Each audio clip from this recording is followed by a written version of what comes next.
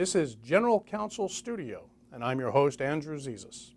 I'm joined today by Mr. Howard Gordon, Vice President and General Counsel of Goodrich Management Corporation. Goodrich Management Corporation is a commercial real estate developer, owner, and manager with an owned portfolio in excess of 2 million square feet, from Massachusetts to Louisiana to Illinois and everywhere in between, with a concentration in New York and New Jersey. The company also has a third-party management portfolio of similar size. Mr. Gordon's background includes having a Bachelor of Arts from Cornell University and a JD from Emory University. He spent time as in-house attorney for commercial real estate at the Minskoff organization in New York City, and since 1992 has been Vice President and General Counsel at Goodrich Management. Mr. Gordon is here today to talk to us about the diverse role of General Counsel as business executive. Howard, it's so nice to have you here on General Counsel Studio. Andy, thanks for having me. Howard, you've got a very interesting background, having done a lot of things in real estate. And as General Counsel, I understand that at Goodrich, you're also serving in a business capacity, and that you've got a pretty dynamic relationship in your management team. Help me understand the dynamics between what you do, both in a business and a legal perspective, as well as how the rest of your management team interacts. Well, you said the key word. We have a great team, and it starts at the top with the president, who coincidentally also has a legal background. He's an attorney by trade, and so he's always somebody that I can strategize with, bounce legal concepts off, and get a second opinion. And probably legal and business. Legal and business, absolutely. But coming from my end as general counsel, it's always nice to have somebody there to say, does this sound right to you? Is this the right approach, et cetera? Sure. We have frequent discussions about legal-related issues. So he's at the head of the team. We also have property managers for our commercial properties. For our retail properties, we have one property manager, and our office property, there's an on-site property manager. So the dynamics of the team start with that core, and I'm involved at the outset of all the transactions because there are certain issues that need to be addressed right away that might not be apparent to those team members. For example, in a retail setting, we're very interested in finding the optimal tenant mix. So we need to make sure that new tenants that we're working with don't conflict or create issues for existing tenants. For example, if we have a Hallmark store and they have an exclusive to sell things such as Swarovski crystal or Yadro, and then we have a gift store that wants to come in and lease space at the same center, whereas it might be a good fit, we need to let that gift store know at the outset they can't sell Swarovski and they can't sell Yadro, and that may be a big portion of their business. So we don't want to start with somebody only to find out when we're halfway through that there's an issue. Right. So that's why I'm involved at the beginning, and those are, that's an example of a business issue that ties in with a legal issue. Well, and you've got an interesting dynamic because you're serving the role of general counsel, but it's apparent that you're looking at a lot of non-legal issues, business issues. How does that help in the dynamic from beginning to end of a transaction, having the same person focusing on legal and business issues?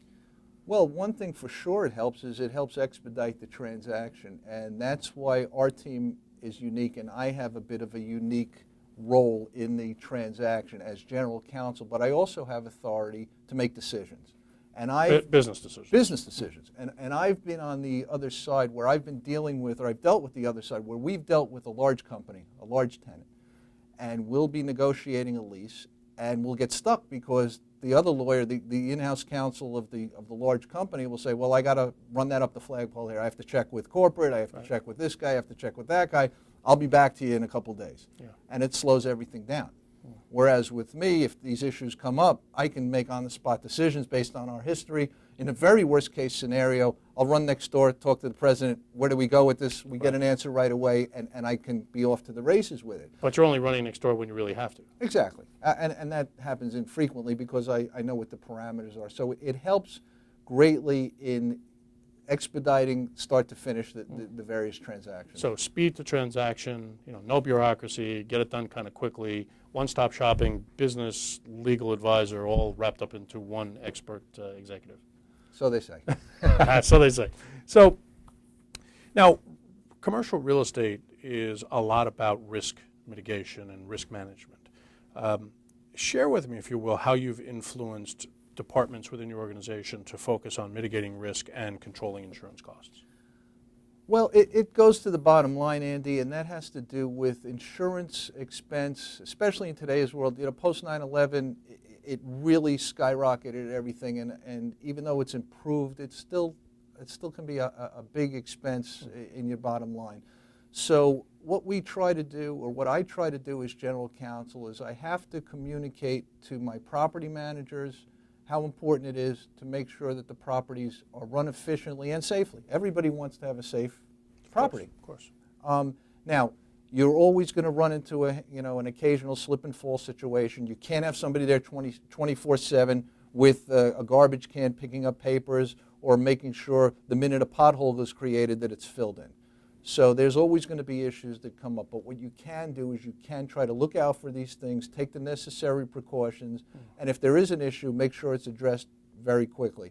And what will happen is if we ever are involved from time to time with a risk situation, I will make sure that to communicate that to the property managers. A lot of times they'll tell me it's already been taken care of, because by the time we get wind of it, it will be apparent because the property managers do their property inspections. But in the event that it isn't, we have to make sure that it is addressed. And it's not only construction-related issues. It could be something as simple as cars parking behind a building where they're not supposed to be. Something happens behind the building, the people shouldn't have been there in the first place. Right, right. You know, we want to stay ahead of those type of situations. And it sounds like you've got the whole organization focused on risk mitigation, down to property management and construction folks as well. Absolutely, because it all ties together. What I tried to do coming in at Goodrich as general counsel and focusing on this is I sensed at the beginning that we weren't as efficient and streamlined with it as we could have been. I didn't believe we were getting good advice we had an insurance consultant at the time, and again, teaming up with the president with his legal background, we basically viewed the situation and said, what kind of service are we getting from them? Is it translating to the bottom line? Because they were another expense in the layer of expenses. Based on the information we were gleaning as we were going through it, we basically said, you know what? We can let them step aside, or suggestively let them step aside. Let's deal directly with an insurance agent instead of a consultant. Yeah. We got the same input from the agent that we were getting from the consultant, and we were able to get through that layer and basically competitively bid the packages now, whereas based on our loss history, which was very good, knock on wood, and we were able to improve our situation, and we have a very good agent now that we rely on for advice as well as for service, and when the time is right, we're able to bid our insurance costs, and it again translates very favorably to the bottom line. But it only does that because we can stay on top of the risk issues in the sense of communicating them to our property management team so they know that this is an important thing to track and stay on top of. Howard, tell me about the benefits either to the company or to your business partners or to customers being your tenants in terms of Goodrich having a dual role, business executive and general counsel. Well, again, you touched on a very good point and a good term. You used the term customers. And that's how, as general counsel, my obligation is to the company and to position the company in as good a light as I can for business purposes, because we survive because we have tenants that can survive. Right. And when you're dealing with the confluence of the business issues and the legal issues, what I try to do to foster that and to foster that relationship, because we're no longer the lord and landlord, and I don't treat the tenant as the aunt and tenant. It's a working relationship. Right. And what I like to do when I deal with either their outside counsel or their in-house counsel is I try to personalize things. And I try, if I'm dealing with a company that I personally patronize, I'll let them know, hey, I have your frequent buyer card, or I have your frequent dining card. Right. And I think it just sets a good tone at the outset. Excellent. And that helps in the relationship status, because there may be issues that come up. You make your deal. There may be issues that come up 3 or 4 years from now. Maybe I'm going to need a favor. I'm refinancing a property. I need an estoppel certificate signed, and I need it done quickly. Sure. I can call them, and that guy was handled the negotiation nice. I'm going to do it. Same thing. They may come to me for a favor, right. and they need something.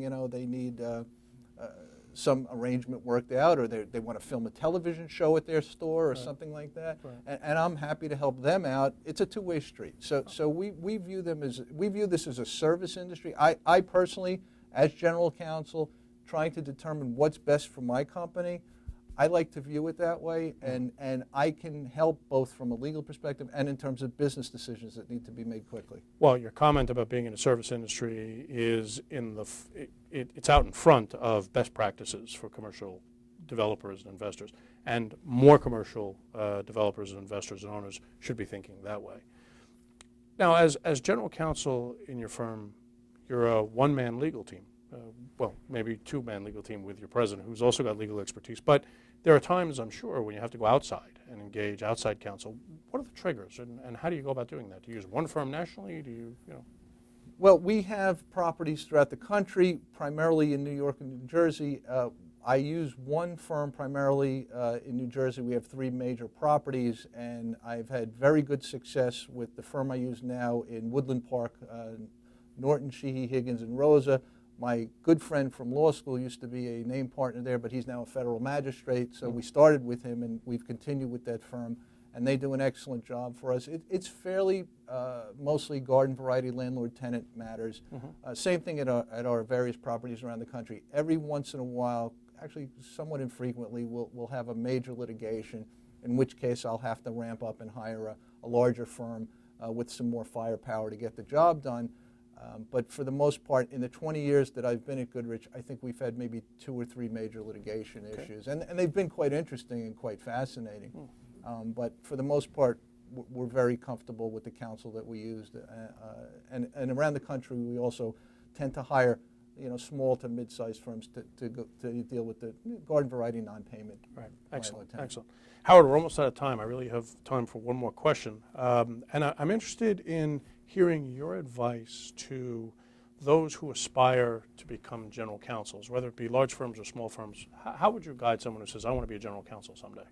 I think you have to go by 2 principles. The first principle is you have one client, and that's your company, and you always have to be aware of that and not be afraid to speak up if there's a particular company officer or somebody in a position of authority that may have a position that's contrary to what might be in the best interest of the company. You have to stand up to that and do what's right for the company. And the second principle is just always tell the truth. Always tell the truth. Words to live by. Howard, this has been great. I truly appreciate your sharing your views with us here on General Counsel. I'd like to wish Goodrich Management tremendous success, continued success, and I hope you'll come back and see us again sometime. I'd love to, Andy. Thank you very much. This has been great. This is Andrew Zezas for General Counsel Studio with Howard Gordon of Goodrich Management saying thank you very much for watching. We'll see you again.